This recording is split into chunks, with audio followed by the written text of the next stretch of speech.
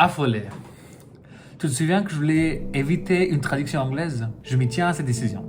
Être affolé, c'est être horrifié ou paniqué, comme à l'armée, tu vois.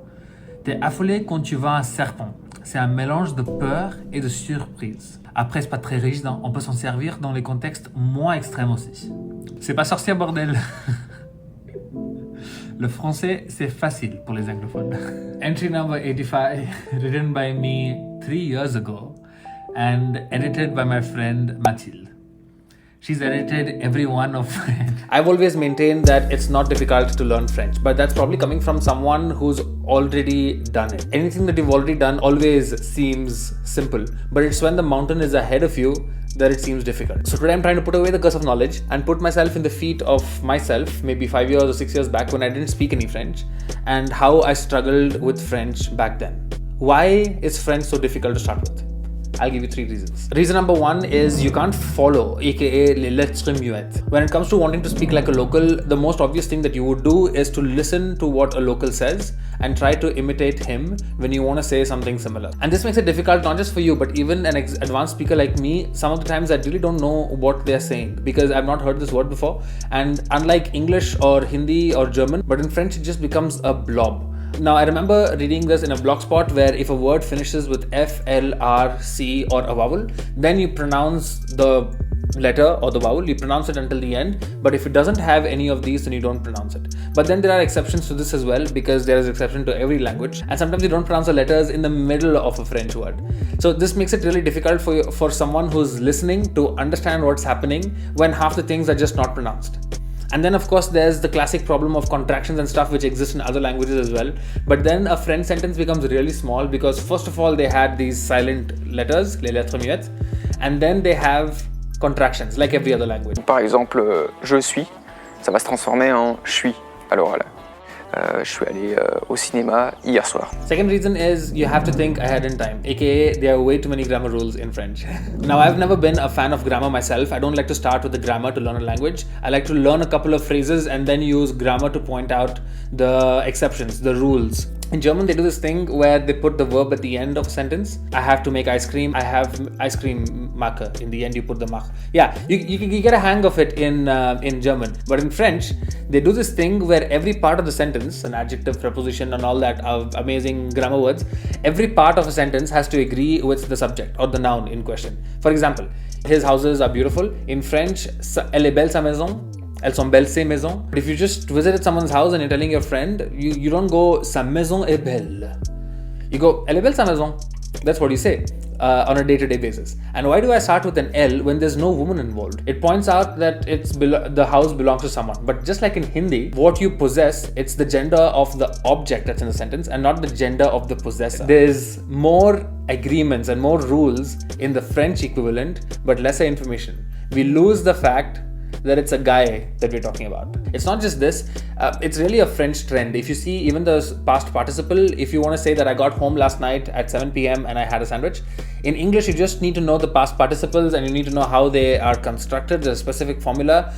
I think 90% of the time, I don't know, I'm going to go out on a limb and say 100% of the time they're regular. Maybe the past participle is irregular, but the construction itself is regular. French though, there are 4 ways of writing these 2 sentences, and 2 of those ways are wrong. Firstly, you have je suis arrivé à 19h or j'ai arrivé à 19h, and then you have j'ai mangé un sandwich, je suis mangé un sandwich. There's être and avoir, and you use être on all these être maison verbs and all the reflexive pronominal verbs, and everything else is avoir. See, this is a new calculate. You just need to calculate this in French, but alors que tu devrais pas calculer ça en anglais. On switch en français alors. On switch en français, on parle en français, on y croit. The third reason why it's difficult to learn French is because it's just impossible, next to impossible, to get 100% correct. I was listening to this podcast over on Binge Audio, Parler comme jamais, where they were pointing out that even politicians, people who have trained in rhetoric, make these mistakes. For example, there's this fiery dragon in the French language called the COD, complément objet direct and complément objet indirect. there's this weird rule. I don't need to get into the rule itself, but this rule is so difficult. Politicians themselves who have practiced the same speech, it's not something that just flowed out of their head. They have practiced this. They have written it down. They have practiced their speech. They know their premise. They know their stand. And then when they deliver the speech, they make a mistake because the French language is just so easy to get wrong. It's difficult for the French themselves. The ones who trained to not make these mistakes end up making them. How much more difficult would it be for you and me who don't spend all our day just practicing what we're going to say in the restaurant this evening? This language creates a provision for nitpicking. There is a future tense and a conditional tense which both sound the same, j'arriverai, but is different depending on what you're talking about. If you're not sure that something's going to happen, you put it in the conditional. If you're sure that something's going to happen, you put it in the more sure tenses, like the future tense. If I spent this time working on any other language, like German maybe, or Dutch, or Arabic, or another Indian language like Telugu maybe, because I don't speak Telugu, I would have arrived fluency much before I did in French. And even now I make mistakes in French. This language was systematically complexified, made complicated, so that it's not accessible to the common man. Today, Académie Française is trying to keep certain accents in the French dictionary, when the same academy from the same word a few hundred years ago was fighting to keep the accent out of the dictionary. And now that it's in, they're fighting to keep it in the dictionary.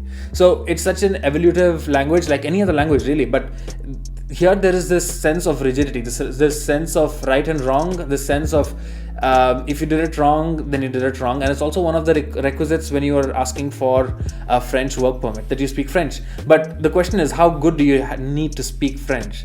Because if you put the politician to the test, he'll also make mistakes. So how many mistakes is fine? You know, this is what makes French, this is a third reason that makes French difficult. It's just unnecessarily complex. Bonus reason, I don't want to count this as number 4 because this is just a complexity that almost every language has. Back in Hindi, I know we have these aspirated consonants like regular consonants, and even I make mistakes. For example, in another vlog, I was saying that the girls were standing outside and eating their sweets. Instead of saying खा ही रही थी, I said का ही रही थी. और निकलते वक्त मैंने देखा कि दोनों लड़कियां बाहर बैठ के खा ही रही थी अपना घी Mysore pak. Even now when I hear it, I go back to cringe town because I did it wrong in Hindi. So there is specific sounds that you need to master in Hindi. So there are specific sounds that you need to master in French. So already they don't have the strong TH. They go z, project ist nicht. But they have some sounds that no other languages have, and they are so close. For example, the word for blood is sang. The word for a breast, a woman's breast, is sang. At first, I couldn't even say these things apart. The word for his book, so that his is son livre. The word for sound is son. The word for without mayonnaise, the without, is sans.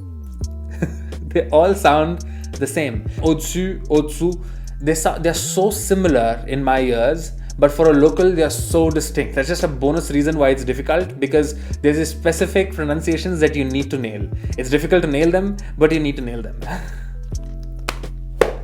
That's it for the difficulties of French. I'm more of an optimistic person, so instead of thinking that the French language is difficult, I'd like to think rather that if a 5-year-old French guy can speak French, or a 5-year-old French kid, he or she, can speak French, then how difficult can it be? I have more experience than a 5-year-old kid in learning languages. I think I can speak French now despite these issues. If you're interested in a video about that, let me know in the comments that you're interested in how I surmounted these 3+1 issues in my French language. My name is Joshua Balata. I make videos about the French language and other things that I'm interested in. I hope this video was helpful. If it was, please give it a thumbs up because it helps the video perform. Share it with someone who's learning French maybe. If you're interested in this video, maybe you'll like the other videos I have made about French learning. I'll see you guys in the next one. Take care of yourselves. And even if it's difficult, just keep learning. A 5-year-old kid can do it, and so can you.